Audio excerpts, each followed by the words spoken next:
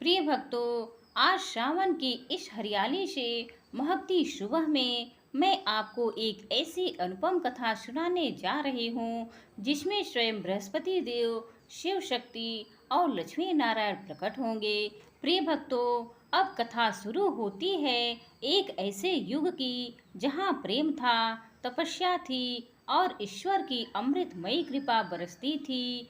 तो भक्तों, कथा आरंभ होती है एक पुराने सुंदर वन में जहाँ सावन की बूंदें धरती को चूम रही थी और हरियाली मुस्कुरा रही थी। बहनों, उस समय की बात है जब मातृभूमि पर एक ब्राह्मण दंपति रहा करते थे।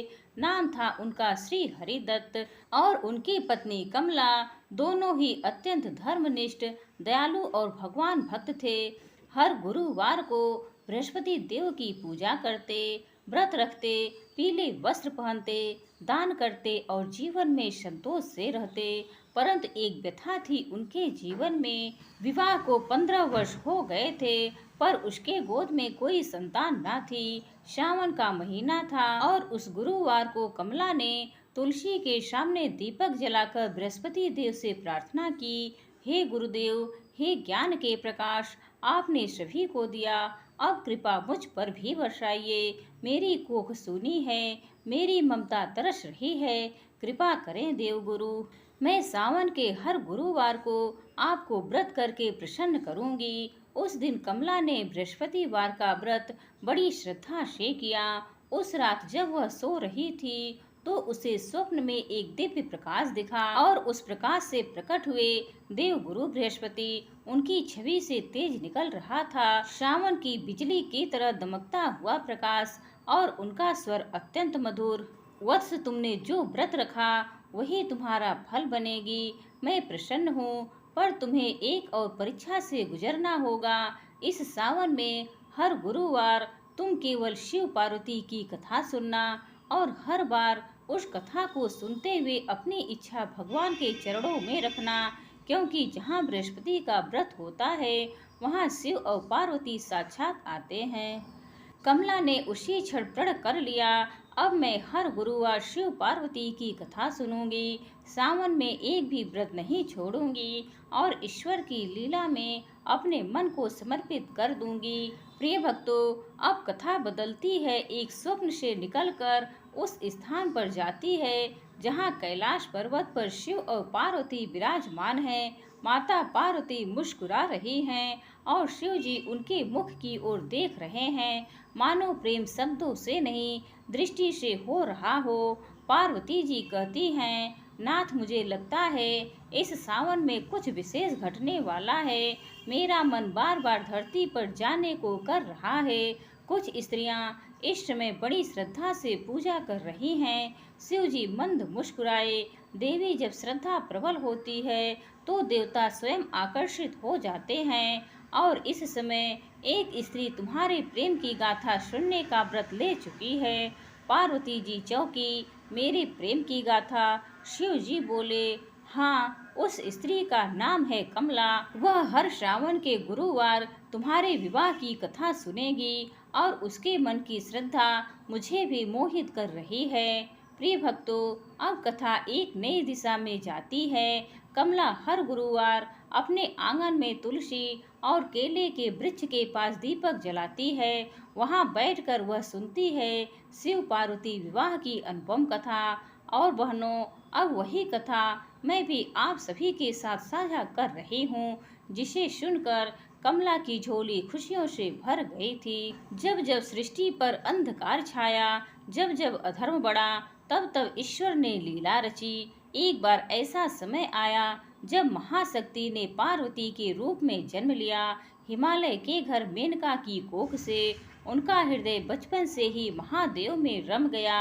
हर श्रावण, हर सोमवार वह शिवलिंग पर जल चढ़ाती, वृक्षों के नीचे बैठकर जाप करती, ओम नमः शिवाय। गुरुवार को लक्ष्मी नारायण की पूजा करती, शिव पार्वती के विवाह की कल्पना करती। हिमालय सोचते थे, कैसी कन्या है मेरी जिसके मन में विवाह का कोई सांसारिक भाव नहीं, केवल एक ही इच्छा, शिव को पति रूप में पाना। श्रावण की एक ऐसी ही सुबह थी जब पार्वती जी कठोर व्रत में लीन थी, उनका शरीर सूख गया था, लेकिन चेहरा दमक रहा था। उसी क्षण देवर्षि नारद आए और बोले, कन्या, तुम जिस शिव को पाने चली हो वे विरक्त हैं। उनका ना तो गृहस्थ जीवन है ना मोह, वे समाधि में रहते हैं। पार्वती मुस्कुराई, मेरे लिए शिव कोई तपस्वी नहीं, वे मेरे अंतर की पुकार हैं और मेरा विश्वास है इस सावन की यह तपस्या व्यर्थ नहीं जाएगी।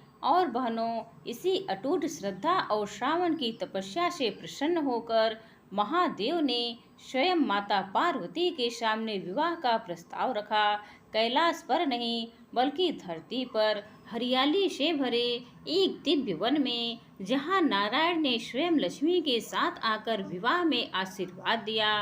बृहस्पति देव ने उस विवाह को धर्म का प्रतीक बताया और कहा, यह विवाह केवल शिव पार्वती का नहीं, यह हर उस स्त्री का प्रतीक है जो प्रेम में, श्रद्धा में और समर्पण में जीवित रहती है।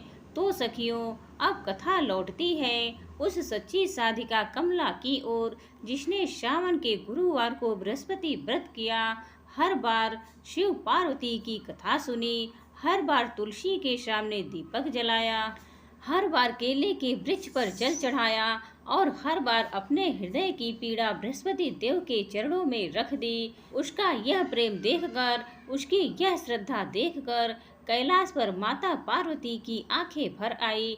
पार्वती जी शिव जी से बोली, नाथ देखिए ना, वह स्त्री इतनी श्रद्धा से हमारी कथा सुनती है, उसे माँ बनने का सुख नहीं मिला, लेकिन देखिए कैसे बिना थके, कैसे बिना टूटी श्रावण के हर गुरुवार प्रेम से कथा सुन रही है। शिव जी ने अपनी आंखें मूंदी और बोले, देवी, उस स्त्री का हृदय अब तपोवन बन गया है, अब समय है कि हम उसे उसका वरदान दे। चलिए धरती पर उसके घर चले। उस रात कमला तुलसी के सामने बैठी थी, उसका मुख चमक रहा था, उसकी आंखों से अश्रुधारा बह रही थी। वह कह रही थी, हे बृहस्पति देव, आज 5वां गुरुवार है, 5 बार मैंने यह कथा सुनी, 5 बार मैंने जल चढ़ाया, क्या अब मेरी कोख में भी जीवन आ सकता है? तभी उसके घर में एक दिव्य प्रकाश फैला और उस प्रकाश से प्रकट हुए स्वयं बृहस्पति देव। उसके साथ खड़े थे महादेव और माता पार्वती। बहनों, वो क्षण इतना पवित्र था कि कमला की सांसें थम गई। उसने हाथ जोड़ लिए, चरणों में गिर पड़ी और उसकी आंखों से केवल प्रेम बह रहा था। पार्वती जी ने उसके सिर पर हाथ फेरा और कहा, वत्से, तूने श्रावण के गुरुवारों को केवल व्रत नहीं किया, तुमने हमें अपने मन में बसाया है। यह तुम्हारा श्रद्धा का फल है। तुम्हारी कोख अब सूनी नहीं रहेगी। शिव जी ने हाथ उठाया और आशीर्वाद दिया। कमला, अगले वर्ष इसी श्रावण में तुम्हारी गोद में एक दिव्य संतान होगी, जो शिव भक्ति में जन्मेगा और उसकी बाड़ी में माता का प्रेम होगा।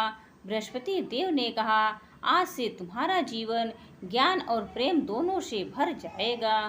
तुम अपने जीवन की कथा अन्य स्त्रियों को सुनाना, ताकि उन्हें भी श्रद्धा का महत्व समझ में आए। और बहनों, ठीक उसी वर्ष श्रावण की पहली बारिश में कमला के आंगन में हंसी गूंजी। एक सुंदर बालक जन्मा, जिसका नाम उन्होंने रखा शिवांश। वह बच्चा केवल माँ बाप के लिए नहीं, पूरे गांव के लिए आशा का प्रतीक बना। उसके जन्म के बाद गांव की कई स्त्रियों ने बृहस्पति व्रत आरंभ किया और हर वर्ष श्रावण में शिव पार्वती की विवाह कथा को प्रेम से सुना। शिवांश कोई साधारण बालक नहीं था। उसकी आंखों में शिव का तेज था, उसकी मुस्कान में पार्वती का स्नेह था और उसकी बाणी में ऐसा मधुर स्वर था कि जिसे सुनते ही हर स्त्री के हृदय में शिव पार्वती की प्रेम गाथा गूंजने लगती। वो जब बोलता तो जैसे कथा अपने आप उसके मुख से निकलती। एक बार की बात है, गांव में एक स्त्री जिसका नाम रमा था, उसका वैवाहिक जीवन बड़ा दुखमय था। पति रूखा था, ससुराल में कोई प्रेम नहीं था और उसकी आंखें हर दिन छलकती थी। वो कमला के पास आई और बोली, बहन, क्या बृहस्पति व्रत सच में फल देता है। क्या सावन की कथा केवल कथा है या कोई चमत्कार? कमला मुस्कुराई। उसने अपने बेटे शिवांश को बुलाया और कहा, बेटा, इस दीदी को वो कथा सुना दो जो तुम हर गुरुवार सुनते हो। शिवांश ने रमा की आंखों में देखा, फिर अपने छोटे हाथों से तुलसी को स्पर्श किया और बोला, बृहस्पति देव कोई जादू नहीं करते, वह तो बस मन की खाली देखते हैं। जिसमें श्रद्धा हो, भक्ति हो और प्रेम हो, वहाँ वो स्वयं चल कर आते हैं। रमा ने वो कथा सुनी। हर गुरुवार तुलसी और केले के पेड़ के पास दीपक जलाया, पीले वस्त्र पहने, हल्दी चावल अर्पित किए। श्रावण के अंतिम गुरुवार को उसका पति स्वयं आकर उसे लेने आया और बोला, मुझे अब तुम्हारे बिना कुछ अधूरा लगता है। बहनों, बृहस्पति देव केवल व्रत से प्रसन्न नहीं होते, वो चाहते हैं कि हम शिव पार्वती जैसे प्रेम और लक्ष्मी नारायण जैसे संतुलन को अपने जीवन में उतारे। एक शाम जब शिवांश नदी किनारे बैठा था तो उसे एक स्वप्न आया। स्वप्न में देवगुरु बृहस्पति प्रकट हुए और बोले, वत्स शिवांश, अब समय आ गया है कि तुम उस सत्य को जानो जो केवल मेरी उपासना करने वालों को प्रकट होता है। शिवांश ने हाथ जोड़कर कहा, प्रभु, मैं सुनने को तत्पर हूँ। तब बृहस्पति देव बोले, श्रावण का गुरुवार केवल व्रत का दिन नहीं, यह एक सांकेतिक संवाद है। सृष्टि के 4 स्तंभों का, शिव का त्याग, पार्वती का समर्पण, लक्ष्मी का धैर्य और नारायण का न्याय। जब कोई स्त्री इन चारों गुणों को अपनाकर बृहस्पति व्रत करती है तो उसके जीवन में वह फल आता है जो उसे कभी स्वप्न में भी न दिखा हो। एक बार शिवांश बीमार हो गया। कमला बहुत घबरा गई। सारी रात जाकर शिव पार्वती से प्रार्थना करती रही। सावन का गुरुवार था। उसने आंगन में 7 पीले फूलों की माला बनाई, दीपक जलाया और अपने सिर पर जल से भरा कलश रखकर तुलसी की 11 परिक्रमा की। फिर उसने गीली आंखों से बृहस्पति देव से कहा, प्रभु, अगर आज मेरी पूजा सच्ची है, अगर मैंने आपकी कथा को कभी बिना मन के नहीं सुना, तो मेरे बेटे को ठीक कर दीजिए। और बहनों, उस रात जैसे चमत्कार हुआ। शिवांश ने पहली बार आंखें खोली और मुस्कुराया। उसका माथा ठंडा हो गया और वह बोला, माँ, बृहस्पति देव ने कहा है, जिस माँ ने श्रद्धा से व्रत किया उसका बेटा कभी दुख नहीं पाएगा।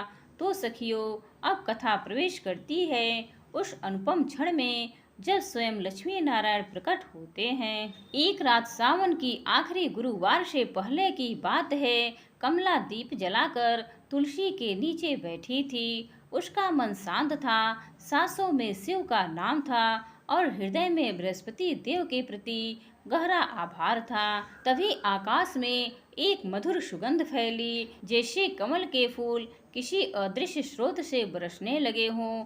और उसी श्वास के साथ घर के भीतर आंगन के मध्य स्वयं लक्ष्मी नारायण प्रकट हुए। लक्ष्मी जी के चरणों से झरते थे सुवर्ण पुष्प और नारायण की दृष्टि में था ऐसा प्रेम जिसमें संपूर्ण सृष्टि का करुण भाव समाया था। कमला ने अपनी आंखें मसल ली। उसे विश्वास नहीं हो रहा था, लेकिन जब तुलसी की पत्तियां स्वयं झुक गई तो वह समझ गई, ईश्वर ने उसके द्वार को नहीं, उसकी भक्ति को खोल दिया है।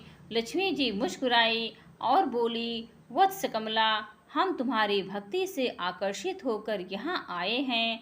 बृहस्पति देव की कृपा से तुम्हारा जीवन पवित्र हो गया है, लेकिन अब समय है एक और रहस्य को जानने का। कमला हाथ जोड़कर बोली, माता, मेरी कथा में और क्या शेष है? मैंने तो सब कुछ पाया, मेरा शिवांश, मेरा घर, मेरा प्रेम, मेरी शांति। तभी नारायण बोले, श्रावण के गुरुवार में केवल इच्छा पूर्ति नहीं होती वत्से, यह समय होता है धर्म को आगे बढ़ाने का। जो कथा तुमने सुन कर पाया, अब वही कथा दूसरों को सुनाकर बांटना है। नारायण बोले, वत्से कमला, तुम्हें हर गुरुवार गांव की स्त्रियों को कथा सुनानी होगी और उसके जीवन में आशा भरनी होगी। यह तुम्हारा कर्म होगा और इसी से तुम्हारी संतति आगे बढ़ेगी, जो तुम्हारे जैसे सैकड़ों घरों में रोशनी बनकर जागेगी। कमला की आंखों से आंसू बहने लगे। वो आभार, आनंद और समर्पण के आंसू थे। लक्ष्मी जी ने कहा, हर स्त्री जो इस कथा को श्रावण में सुनेगी, उसका घर धन, संतोष और प्रेम से भर जाएगा। लेकिन शर्त यही होगी, कथा को केवल सुनो मत, जीवित भी करो। अपने भीतर शिव पार्वती जैसा प्रेम और लक्ष्मी नारायण जैसा विश्वास लाओ। तो सखियों, शिवांश अब बड़ा हो चुका था। उसके मुख पर गंभीरता थी, लेकिन मन में सागर सी शांति का विस्तार। उसने गांव में एक छोटी सी कथाशाला बनाई, जहां हर गुरुवार स्त्रियां और बच्चे एकत्र होते और वहां केवल एक ही कथा होती, शिव पार्वती का विवाह और बृहस्पति व्रत की महिमा। कई स्त्रियां जो जीवन से हार चुकी थी, जिन्हें कोई संतान नहीं थी या पति का प्रेम खो चुकी थी, वे सब इस कथा को सुनकर हर गुरुवार पीले वस्त्र पहनकर आना शुरू कर देती। वे शिवांश की जुबान से कथा सुनती तो ऐसा लगता जैसे स्वयं बृहस्पति देव बोल रहे हो। फिर एक दिन शिवांश ने कहा, माताओं बहनों, इस श्रावण के आखिरी गुरुवार को हम सब एक साथ तुलसी के चारों ओर दीप जलाएंगे। केले के वृक्ष के नीचे कथा होगी और वहाँ केवल एक काम होगा, ईश्वर को अपने घर बुलाना, श्रद्धा से, प्रेम से, सच्चाई से। उस दिन गांव के हर घर में दीप जले, हर आंगन से मंत्र गूंजे और कथा का स्वर ऐसा गुंजायमान हुआ कि स्वयं कैलाश पर बैठे शिव पार्वती और लक्ष्मी नारायण ने मुस्कुराकर एक दूसरे से कहा, देखो, सावन की हरियाली अब केवल वृक्षों में नहीं बल्कि हृदयों में भी खिल गई है। इसी मधुर बिंदु से आगे बढ़ते हैं, जहां गांव की स्त्रियां दीपक जला रही हैं, शिव पार्वती और लक्ष्मी नारायण का नाम गा रही हैं, और शिवांश, वह पुत्र जो श्रद्धा से जन्मा, अब भक्ति और कथा का दीपक हर मन में प्रज्वलित कर रहा है। उस रात सावन की हवा कुछ और ही थी। आकाश पर घटाएं थी, लेकिन उनमें भी एक चमक थी, मानो देवताओं की दृष्टि धरती पर उतर आई हो। शिवांश कथा कहकर थक गया था और तुलसी के पास बैठकर ध्यान में था। तभी उसकी आंखों में एक अद्भुत दृश्य आया। उसने देखा, सामने खड़े हैं देव गुरु बृहस्पति और उनके साथ हैं शिव पार्वती और लक्ष्मी नारायण। परंतु इस बार वे मौन थे, कुछ कह नहीं रहे थे, बस देख रहे थे। शिवांश ने अपनी आंखें बंद की और मन ही मन कहा, प्रभु, अब आपने दर्शन दिए हैं, कृपया बताइए मुझे क्या करना है। और तभी बृहस्पति देव का मधुर स्वर गूंजा, वत्स शिवांश, अब समय है कि तुम इस व्रत को, इस कथा को केवल गांव नहीं पूरे क्षेत्र में फैलाओ। तुम्हें अब हर गुरुवार एक एक स्थान जाकर कथा कहनी होगी, ताकि जिन घरों में अंधेरा है वहां भी दीप जले। पार्वती माता मुस्कुराई और कहा, वत्स, यह केवल तुम्हारा कार्य नहीं है, यह हमारा संकल्प है। हर उस स्त्री तक यह कथा पहुँचेगी जो श्रावण में प्रेम से शिव को पति रूप में देखती है, लक्ष्मी को अपनी बहन मानती है और बृहस्पति को अपना मार्गदर्शक। शिवांश अब अकेला नहीं था, उसके साथ गांव की कई बहनें जुड़ गई। कोई कथा पढ़ती, कोई दीप जलाती, कोई पीली चुनरी बांटती, कोई प्रसाद बनाती। हर गुरुवार वो एक नया गांव चुनते और वहाँ सावन की विशेष व्रत कथा कहते। जहाँ कथा होती वहाँ तुलसी, केले, पीले फूल, घी के दीपक और एकता का प्रकाश फैल जाता। लोग कहते, अब शिवांश नहीं आता, अब तो स्वयं बृहस्पति देव की कथा आती है, अब तो सावन बोल उठता है, हर हर महादेव, जय लक्ष्मी नारायण। तो भक्तों, कथा अब एक और चमत्कारी मोड़ पर पहुंचती है। एक गांव में एक युवती थी, नाम था मीरा। बहुत सुंदर, परंतु जीवन में दुखों की छाया थी। बचपन में माता पिता का देहांत हो गया। शादी की बात होती पर हर बार कोई न कोई विघ्न आ जाता। वो एक दिन रोते रोते शिवांश की कथा सभा में पहुंची, बैठी रही चुपचाप, फिर बोली, क्या मेरे लिए भी कोई राह है? क्या सावन का गुरुवार मेरी किस्मत बदल सकता है। शिवांश मुस्कुराया। उसने तुलसी से एक पत्ता तोड़ा और मीरा के हाथ में रखकर कहा, तुम्हें कुछ नहीं चाहिए, बस इस सावन के शेष 3 गुरुवारों तक सुबह शाम शिव पार्वती और लक्ष्मी नारायण का स्मरण करना है और अपनी मनोकामना तुलसी के पत्ते पर रखनी है। मीरा ने वैसा ही किया। तीसरे गुरुवार की रात मीरा को स्वप्न आया, जहाँ एक श्वेत वस्त्रधारी दिव्य पुरुष उसे आशीर्वाद दे रहे थे और कह रहे थे, बृहस्पति देव की कृपा से तुम्हारा जीवन अब अंधकार से उजाले की ओर बढ़ेगा। कुछ ही दिन में एक सज्जन परिवार से मीरा के लिए रिश्ता आया। विवाह हुआ और उस दिन उसी कथाशाला में शिवांश ने मीरा की शादी के मंडप में शिव पार्वती विवाह की वही कथा दोहराई जिसने उसकी अपनी माँ को वरदान दिया था। और जैसे ही बृहस्पति देव की मधुर बाणी श्रावण की उस शुद्ध हवा में गूंजती है, सारी प्रकृति एकदम मौन होकर मानो उनकी बातों को सुनने लगती है। बृहस्पति देव बोले, हे देवी पार्वती, हे प्रभु महादेव, यह सत्य है कि जीवन में कोई भी साधना तभी सफल होती है जब उसमें प्रेम और धैर्य हो। श्रावण का यह पावन समय उसी प्रेम और भक्ति की अनुभूति कराने का माध्यम है। इसीलिए मैं आज एक अत्यंत अद्भुत रहस्य आपको सुनाने जा रहा हूँ, जो न केवल एक स्त्री के सौभाग्य से जुड़ा है, बल्कि शिव शक्ति और लक्ष्मी नारायण के अपार कृपा से भी सराबोर है। श्रावण की उस हरियाली से सजे वन में बैठी सभी ऋषि पत्नियां, देवियां और सखियां भाव विभोर होकर बृहस्पति देव की बातों को सुनने लगी। बृहस्पति देव ने कथा आरंभ की। बहुत समय पहले की बात है, एक छोटे से गांव में वेदवती नाम की एक अत्यंत सुंदर पर भक्तिमती स्त्री रहती थी। वह हर गुरुवार को पीले वस्त्र पहनकर व्रत करती, पीपल और केले के वृक्ष की पूजा करती, शिव पार्वती को प्रेम पूर्वक जल अर्पित करती थी। उसका एक ही सपना था, उसे ऐसा पति मिले जो महादेव की तरह गंभीर, पार्वती माँ की तरह करुणामयी और लक्ष्मी नारायण की तरह समर्पित हो। देववती हर दिन बृहस्पति देव का नाम लेकर कहती, हे गुरु बृहस्पति, आप तो देवताओं के गुरु हो, मुझे भी मेरे जीवन का सच्चा धर्म पथ दिखाओ। एक सावन का ही गुरुवार था। चारों ओर वर्षा हो रही थी और आकाश से जैसे अमृत बरस रहा था। उस दिन वेदवती ने घर के आंगन में केले के 2 पौधे लगाए। पीले चावल बनाकर केले के पत्ते पर रखकर उसने शिव पार्वती और लक्ष्मी नारायण की पूजा की, आंखें बंद की और प्रार्थना में डूब गई।